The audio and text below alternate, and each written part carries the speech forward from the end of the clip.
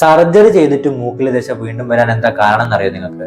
വർഷങ്ങളായിട്ടുള്ള അലർജീന്റെ ബുദ്ധിമുട്ട് കാരണം നമ്മുടെ മൂക്കിൽ നീർക്കുമിളകൾ ഉണ്ടാവുന്നുണ്ട്.